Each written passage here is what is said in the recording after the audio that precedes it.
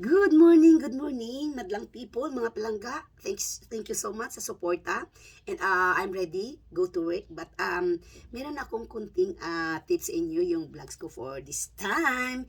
And again, maraming salamat sa lahat na suporta na ibinigay niyo sa amin. We appreciate so much. Malapit na ma-reach yung 5K. Please help. So yung i-vlogs for today, nagmamadali ako kasi punta na ako ng market to sell the bread, lalala. About stocking. That's why nag-wear ako ng dress. So, I'm wearing right now stocking, ha? Kita niyo yung stocking ko. So, ang pag-wear ng stocking, especially sa ating mga babae, ay very importante. Kasi anong benefits nito?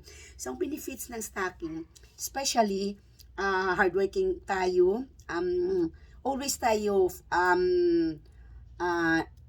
gatindog, more walking. So, makabulig ini para hindi kita masyadong makapoy,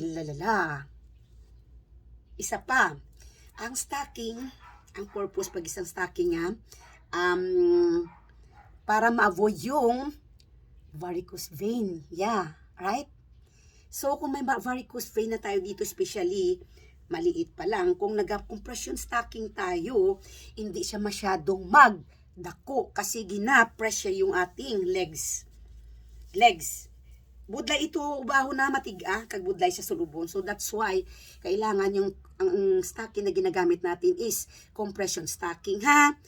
And then, ang isa pag ika-benefits nito, kung makakaya natin, until sa gabi magtulog kita, especially yung varicose natin, kung i-touch natin dito, parang nagabukol na siya.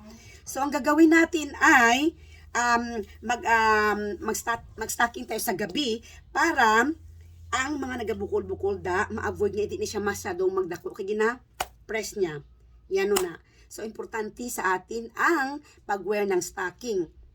Even wala tayong varicose, kailangan natin para hindi tayo maka-feel na masyadong kapoy, pagod, especially during work.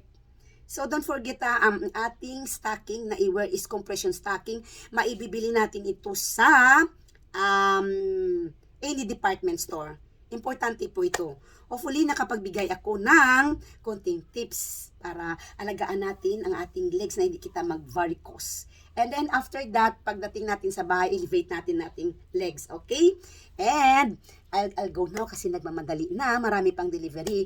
Again. Maraming salamat sa inyong suporta. Bye-bye for a while. Bye-bye. Bless us all for today.